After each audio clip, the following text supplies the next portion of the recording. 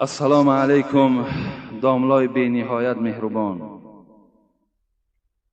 و داملای عزیز. خواهر من با من قهری شد برای آن که من نگذاشتم که او فتح پوشد. باز عقیده دارد که از حضرت امیرجان با این لباسش دعا میگیرد.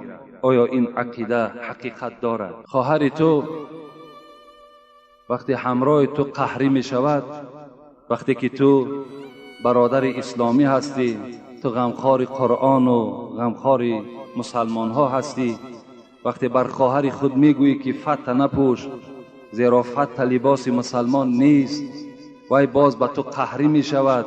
وای تصور کند وای خواهر که وای با خدا قهری شده است، زیرا که این فتح پوشیدن و برادر وقتی حکم میکند که تو فتح نپوش، این حکم قرآن است، این حکم حدیث های پیغمبر خداست.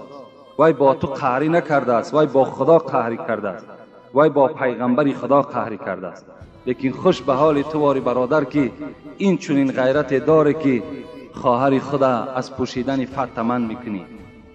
این خواهر باز گفته است مادامی که تو قهری هم که باشی، من از حضرت امیرجان رفته دعا میگیرم.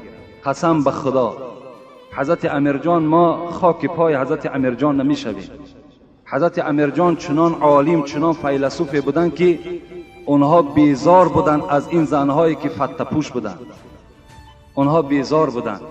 وقتی این خواهری که با فتح نزد حضرت امیرجان می رود، من باور کن از جانب حضرت امیرجان دعای او را به تو میگویم.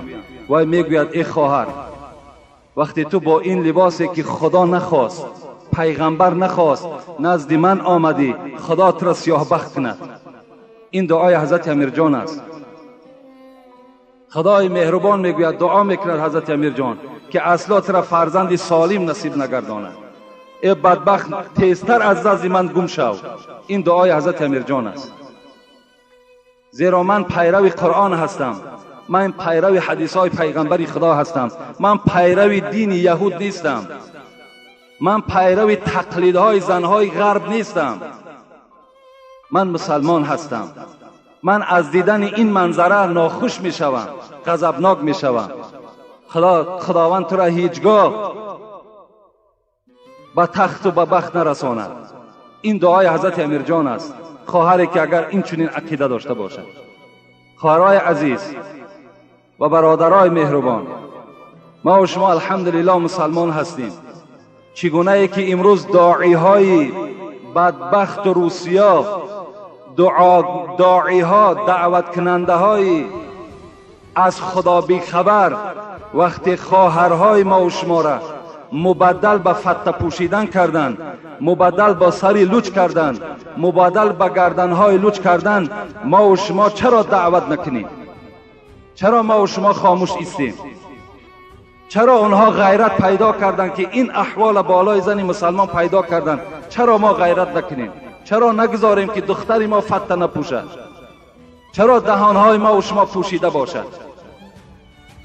با تمام قوه باید مبارزه بردن در کار، چگونه ای که اونها مبارزه برده ایستادند.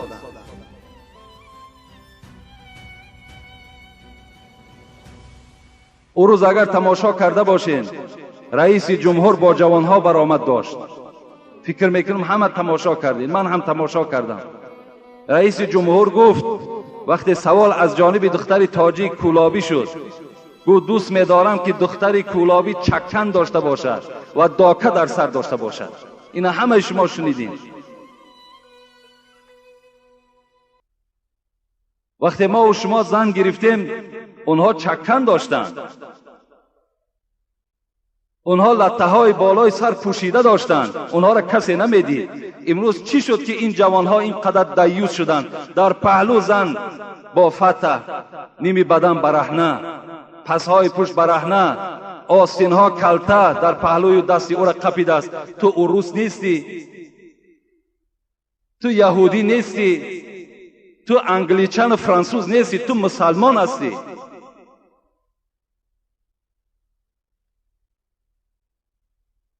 ما باید به زنهای غرب تقلید نکنیم. از غرب مرحمت یاد گیرین، کامپیوتر را یاد بگیرین، چگونه که پیشرفتی در ترقیات ها کردن، مرحمت در اینش تقلید کنین، لیکن در لباس اونها تقلید نکنین. خواهرای عزیز، پوشیدن لباس قیمت من نیست، پس پرده نشستن من نیست. اسلام نمیگوید پس پرده نشین، اسلام نمیگوید که متریال قیمت نپوش، بلکه بپوش لکن آستیندار باشد، لکن پیش برش بسته باشد. این است لباس مسلمان. آیا همین قیچی را گرفتن، همین آستین را کلده کردن کار قین است؟ ببین دیگر زنها خدا برکت چونتیا در شهر وقتی میبینی چی زینت زیبا دارند، اونها میتوانند، لیکن ایمان و خدا ترسی و برادرهای مسلمان و پدرهای مسلمان دارند. معلوم میشه که اون خانه با ترتیب بوده است، اون خانه بوده است که اونجا قرآن حکمران بوده است. وقتی که این زنها از آغاز زندگی به این بی‌حیایی، به این بی‌شرمی، به این بی‌اهمیتی وقتی که آغاز زندگی میکنن، از اینها چگونه مادر اساسی پیدا می شود، از اینها چگونه فرزندهای سالم و صالح پیدا می شود، کی پیدا می شود؟ خدا رحمت کند. حضرت محمد اقبال لاهوری را میگوید فطرتی تو جذبه دارد بلند. زنها را میگوید، این پیغمبر خدا میگوید لا تضربوا اماء الله. امروز خواهرای ما و شما این قدر قیمتی خدا گم کردن. پیغمبر میگه لا تضربوا اماء الله. ای مردها هوشیار باشین، کنیزک های خدا را نزنین. زنها را خدا کنیزک گفته است، کنیزکی من هستیم.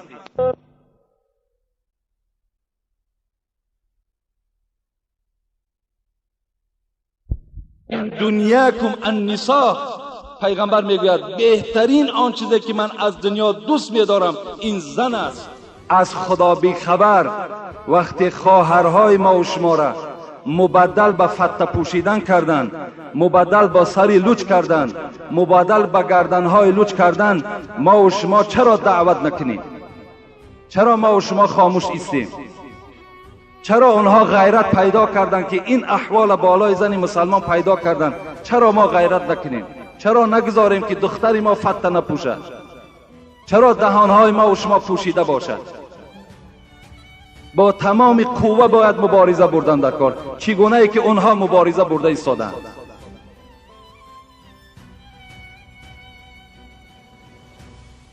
او روز اگر تماشا کرده باشین، رئیس جمهور با جوانها برآمد داشت.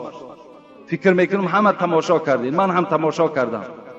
رئیس جمهور گفت وقتی سوال از جانب دختر تاجیک کولابی شد، گفت دوست می‌دارم که دختری کولابی چکن داشته باشد و داکه در سر داشته باشد.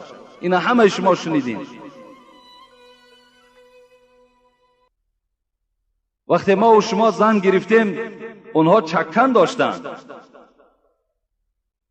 اونها لطه‌های بالای سر پوشیده داشتند، اونها را کسی نمیدید. امروز چی شد که این جوانها اینقدر دیوس شدند؟ در پهلو زن با فتح، نیمی بدن برهنه، پسهای پشت برهنه، آستینها کلته، در پهلوی دستی او را قپیده است. تو روس نیستی، تو یهودی نیستی، تو انگلیچن و فرانسوز نیستی، تو مسلمان هستی.